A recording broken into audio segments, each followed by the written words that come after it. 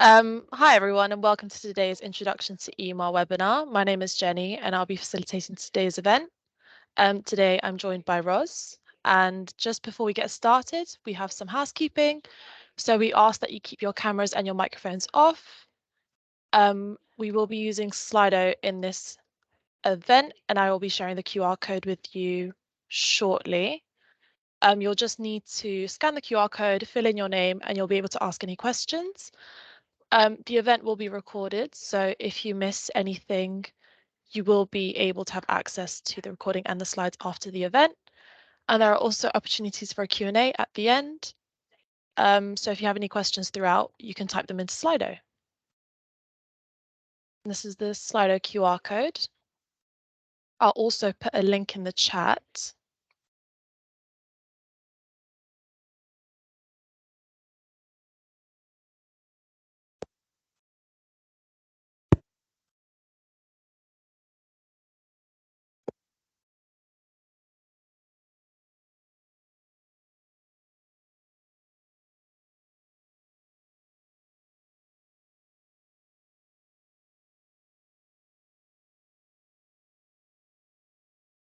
Just let people scan that.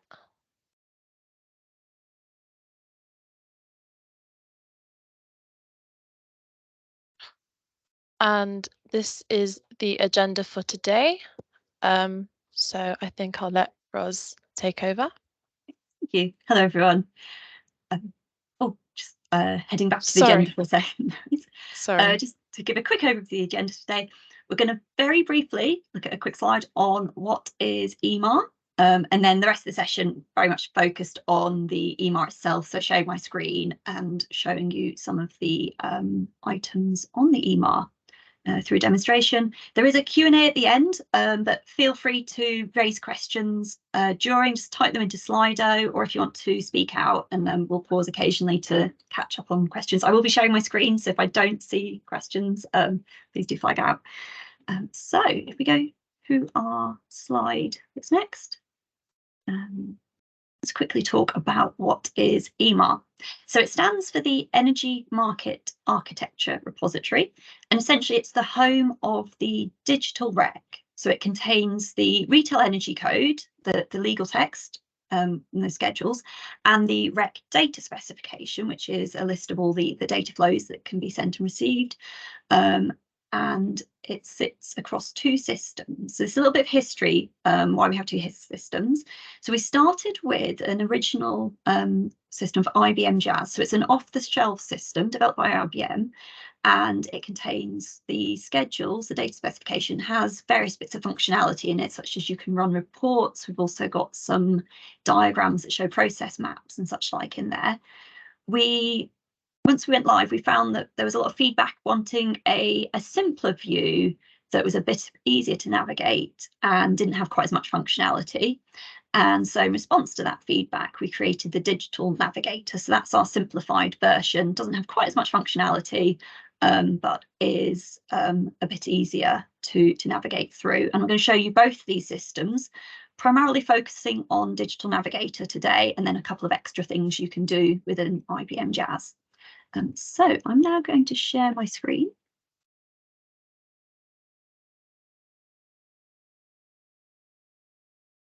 Hey, can you see my screen? Yeah, we can see your screen. So to access the EMAR, just go to the rec portal, and then from the menu at the bottom here, EMAR Digital Rec and Data Specification. Just click there. And this will take you through, you'll be logged into the Digital Navigator.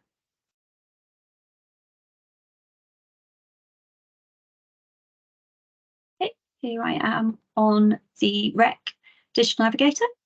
So we've got at the top here a number of tabs. So you can see we've got the schedules, the data specification, roadmap, release management, and then our new tab, which was added, I think it was on Friday, Erin. And I'll talk to you about Erin in a minute and what that shows on there. So the way we've grouped it is for the rec schedules, the legal text, we've got a navigation pane here. So you can view schedules by grouping. So what we've done is sort of group them into smaller sets so that it's easier to find what you're interested in. Or if you want to look through all of them, you can click all at the bottom here and go down the full list there. So whichever you find easier in terms of viewing them. If you want to make the size different, you can use it as a browser. So standard to any browser page, you can just do zoom. So I've got 75% here at the moment. We also have the ability to search the schedules. So if I wanted to look for a term, let's say charges, then it will go through all of those schedules and bring up a list of where that term appears. And if I don't want to see all the results and just want to see a subset, I can filter and just look in a schedule or two, and then you can pick your schedule and press search again, just to search a single schedule. I head back to our schedules tab. We've also got here details of the current industry changes, so you can click through to see what changes are in progress and what their status is. When we have a pre-release, that information will be available down here. At the moment, we don't have any pre-releases published, but when there are, they'll be appearing here. And then let's take a look inside a schedule. So if I click on main body, yeah, so this shows our schedule here. If you can see, this one here has a black box around it. That indicates that I'm looking at version 3.4. If I want to look at an earlier version, I can just hover over it and click, and then it will reload showing the earlier version of the schedule, or I can use the drop down up here. If I want to download into Word, I can press here to get a Word copy of the schedule. And if you scroll down here, you can pick your section and navigate directly to it. It's just loading there. So there we have it. And then you can also see the definitions of words. So all these that are underlined, you can click on them and it will give you the definition of those words. So we've got meter equipment manager there. That was it, really. It's a nice, simple to easy to use view of the schedules. Then we have the data specification. I'll pause. Are there any questions before I move on? Just check Slido. No. No questions at the moment, Roz. So then we have the data specification. So I click on that tab and it'll load. It's got a very similar format. So down the side here, you can see the different types of document that sit within the rec data specification. So we've got the catalogue here that defines the data flows that are sent between industry market participants. You've got the data access matrices and some guidance and some other information down the side here. Or again, you can press all and have the full list in one go. And you can view the data specification in different ways. So if I focus on the data flows themselves, you can have our top two files here are machine readable. So if you wanted to download a machine readable version of the data specification, we've got just the DTC in access format or the full rec in access format.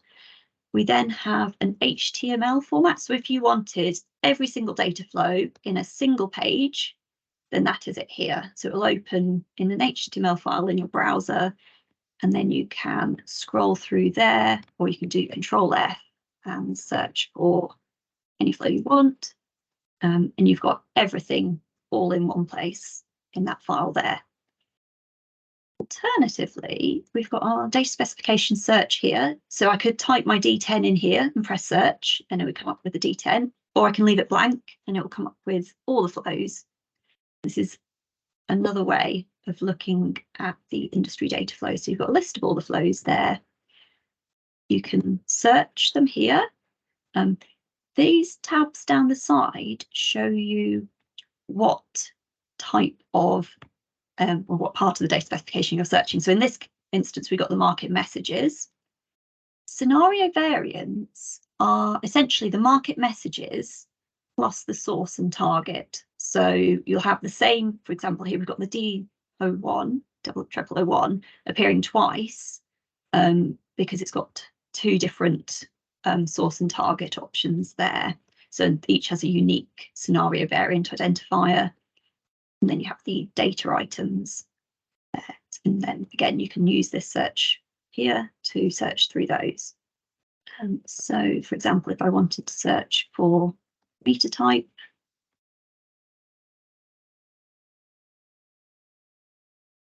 there we go. And you can see there's various different data items that contain the phrase meter type. And then I can click through into there to look at the data. So this gives you an overview. So meter type, in this instance, it's a string, and it is owned by the Retail Energy Code Company. So if you wanted to make a change to a data item, you need to look at the owner here and then raise a change through that particular owner. So the BSC or UNC may own some of these as well. And then you've got information about, so for example, the valid enumerations here, the length, so it can't be more than 5. If I go back to our data specification, if we go look at a market message, so let's have a look at the DO1.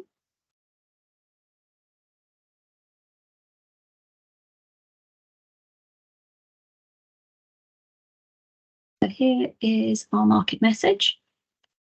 You can see it's got a list, it's got descriptions, some notes, a list of the data items included in the message, and then a list of scenario variants. So these are the same message, but with different source and target. Under the rec, you are allowed to have this message structure differ by scenario variant. So they might be the same file structure, they might have some variances between them. And then if you click on the scenario variant you're interested in, it will show you the structure of that message. So if we scroll down, you can see these are the groupings and the information within those groups. So this can be used to build messages.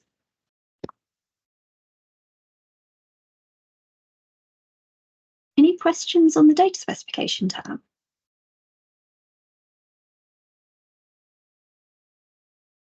We don't have any on Slido at the moment. Then we have our codes roadmap tab. Codes roadmap, sorry. So this is, it sets out a view of key areas of strategic change that RecCo and the RecCo manager are planning to focus on over the coming years. And essentially a spreadsheet that you can download here to get a view of what those areas are. And there's also a link to the wiki page here that's on the Rec portal, which tells you a bit more about those as well. So it's quite a small page, this one. Then you've got release management. So this gives you a history of the changes made. So you can see we're currently at Rec version 3.5.0.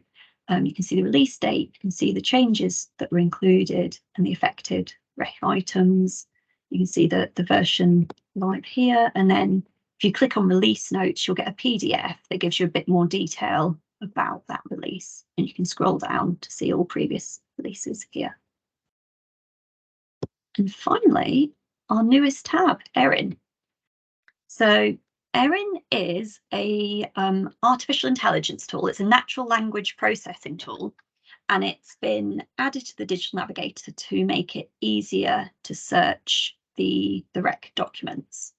So it's got a disclaimer at the bottom. So because it's not a natural language processing tool, it's got limitations. So there is the Rec legal text always takes precedence. But you can see if I click here, what Erin does is search all these documents here for the answers to your questions. So for example, I wanted to ask, what is the Rec? We'll search through those source documents to generate an answer. And answers are color coded. So if the Rec itself has that answer exactly and it can verify it, it will color code it green. This one is color coded amber because the Rec itself doesn't really define itself. So in this case, it's given an answer, but it's saying treat it with caution because it hasn't directly lifted this from the Rec. So the sources aren't verified. If I wanted to ask, for example, what are the Rec rules on ceiling suppliers. Then it's here, it's lifted from the ComCop text and summarised it to tell you exactly what the rec rules on ceiling pliers are. And then you can press plus here to get a list of the sources. You can, if you wanted to copy to clipboard, you can press here, and we've got a thumbs up and thumbs down. If you press thumbs down, you'll get the option to leave a comment, and we've got a team that are continuously refining how this tool works. So if you do leave a comment, then they can look at that and adjust the rules of how the information is pulled from the rec to better refine the answers. So this would hopefully make it a lot easier to find within the rec documentation the information that you're interested in.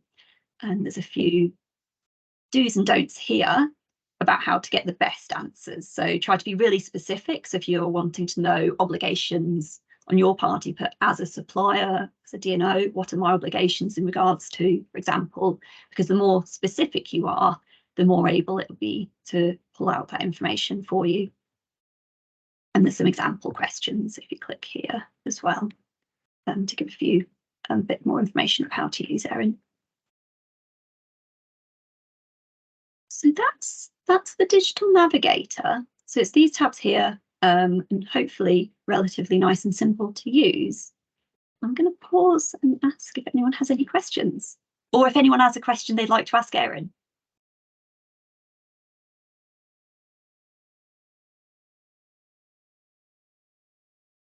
We don't have any questions at the moment. Just to reiterate, we do have the Slido link in the chat if you haven't had a chance to sign in. Okay. Tell you what, in that case, should we move over to the original part of EMAR, which is IBM Jazz? There's Sorry, Roz, there is a question now. Okay. So in the ceiling pliers example, does the wording come from one single clause? It can do. So what it's doing is searching the entirety of the rec and trying to summarize it in a nice, some nice short sentence or two.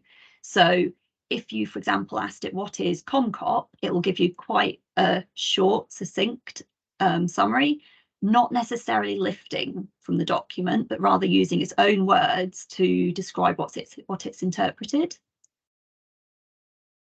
It can also, if you spell it wrong, so if you put what are the pliers,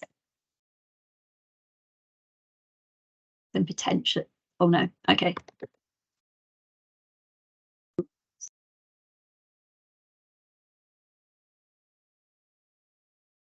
So you can find it. Oh yeah. So even if you spell it wrong, it's still smart enough to know. But the problem with this one was that I didn't do it particularly precisely. I'm just saying what are ceiling pliers. I didn't really know what that meant because I didn't give it a proper question.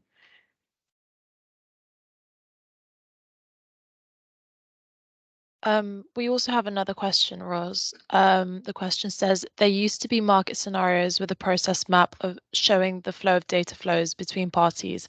I haven't seen process flow maps on REC. So they are in IBM Jazz, which I'm going to demonstrate next. So I'll show you those in a second. They don't have the data flows, but they've got the process steps. So tell you what, should we head over there now? Let me do that. So to get to the IBM Jazz side, we just click on here. And then it'll take us through to the IBM system. So this is the IBM Jazz side of EMAR. So EMAR is the name that covers both Digital Navigator and IBM Jazz. It's similar in that you have these tabs here, but you've got a few more on this side.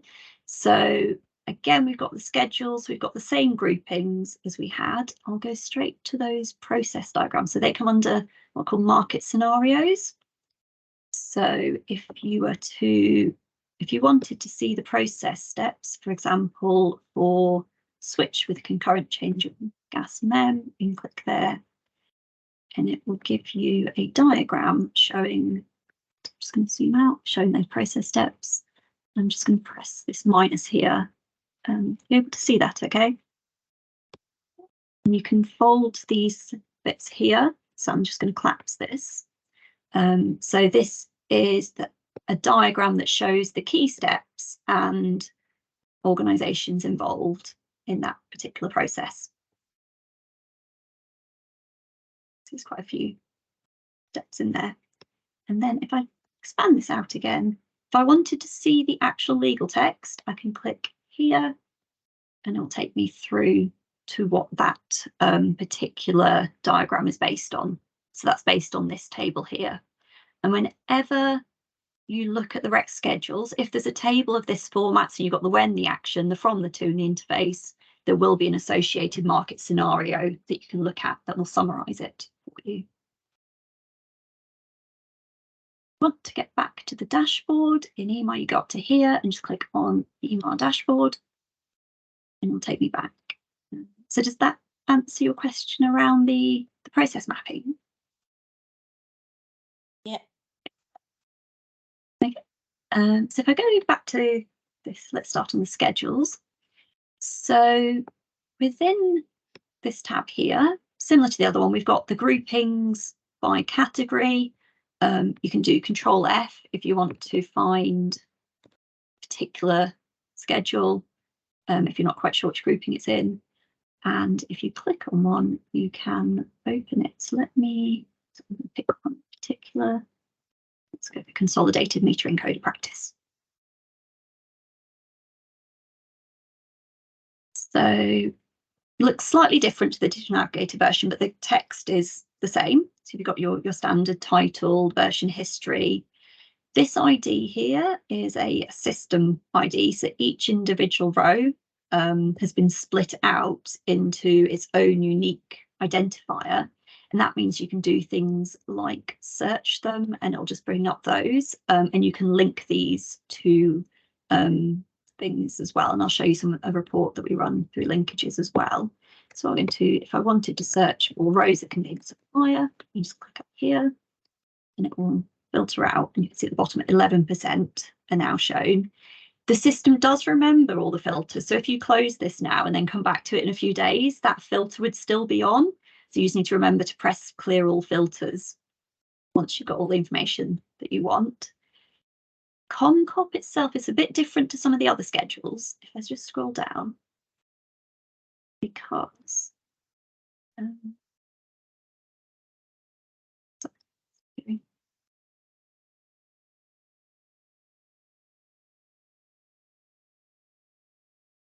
so in this schedule, it's got the responsibilities for each row. So for example, this line here only applies to DNOs and MEMS and there's an electricity responsibility. And what you can do is I've just expanded this outwards. You can see here, clicking here, I can have the full schedule, so there's no filters. Or, for example, if I'm only interested in electricity DNO responsibilities, then I can filter clicking here. And what it will do is just show only the rows that contain DNO in this column here, which in this case is 12%. And then I can click here to remove them. Or again, you can do work category, click here. And again, we've got only anything with the C4 appears in here. So that's the schedules. Go back to the dashboard. So you've got data specification. Again, it's the same information with the exception of the ability to search the flows within the system. So that filter from and to option and the list of all the flows, they're not included in this section of EMAR, but you do have the data items, so you can click on them, but you can't do the showing them by who sends them and who receives them, or just individual file pages like that. Dashboard. You've also got, if I go to release management, again, this is similar to the previous one that I showed you on the Digital Navigator. You've got a table that shows all the releases and what changes were applied in those releases. and then a little bit of other rec documents. So these are some additional items in terms of reference that are available here. Then reports. So what we can do is link what we call artifacts. So in, for example, market participant types such as suppliers and individual clauses, and then run reports by those. So I've got a few reports here you can use. So for example, if you wanted to know which of the rec schedules applied to your party type, you could run this report here. Unfortunately, it's because it's an IBM off-the-shelf tool, we can't preset any of these filters here. So you do have to remember what to choose. But if you choose configuration, and we've tried to make it so you can only pick one up from one item where it's possible to make it as easy as possible, but you do have to do this. And then look live.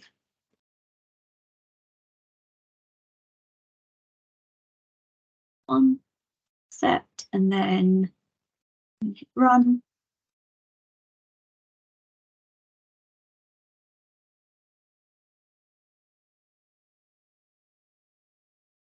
Just a few seconds, it's going to go through every single schedule. And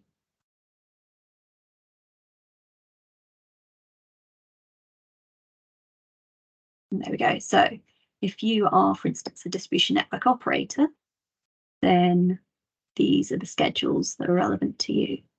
Next. And you can also export it and get it in Excel if you'd wish as well. There's also a report there, term traceability report. So for this one, you can find and extract every instance of a particular word. So for example, if I were to type with, let's say, mem, so the quirk of the way IBM Jazz works is that it searches titles and body text separately, so you need to put it in twice. And this is partly why we have Digital Navigator, because that's much more configurable. So we're able to make it easier to do things within Digital Navigator with IBM Jazz. It's preset how it works. We're not able to influence that. So there's certain quirks of how it works that we can't change. So again, so this is going to pull out a list of every instance of the word mem. It will give you which schedule it sits in, and then the text. So the title and the text here, so it's the same in this case. And again, you can export it to Excel. So if you had to, for example, the code manager, when we're looking to make a change to a particular instance, we might be able to pull out every time that instance appears and then go through them all this way. So back to the dashboard. So that's the Digital Navigator and IBM Jazz in tour of EMAR. So we've got 15 minutes left. So do you want to pause for questions? And also, we can go back to Erin and ask there as well. Oh, here we go. I've got a question here. Can you download the filter ComCop example from EMAR? Unfortunately not. So it only comes out in full. The way the reports are run and the generation of Word documents doesn't allow us to export it in a filtered format, but we have had that question a few times now, so it is something on our list that would be potentially useful, but unfortunately not at the moment.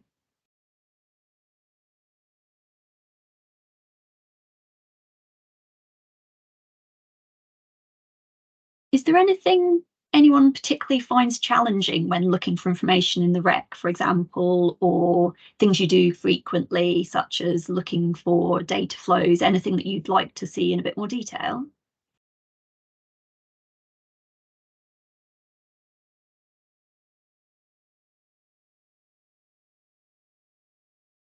No? We haven't had any responses just yet.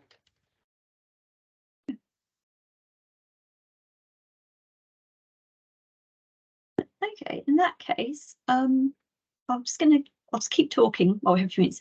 I think, is there a feedback link? My colleagues in the Code Manager team. Yes, there is. Let me just share my screen again with you all. So if we just go forward. So if you go to Slido now, there is an opportunity to fill in this survey. Just on how useful you find the session and any feedback to help us optimize these events. Excellent, thank you. So yeah, so all feedback's welcome. We really want to make sure that our events are meeting your needs. So if there's anything you would have liked to have seen included in this event that we didn't cover, anything like that, do let us know. And then for future introductions to EMAR events, we can make sure we build on that. And as always, the Code Manager is available to answer any questions you have. So if you did have something come up after the event, just reach out through the Rec Service Desk and we're always happy to help.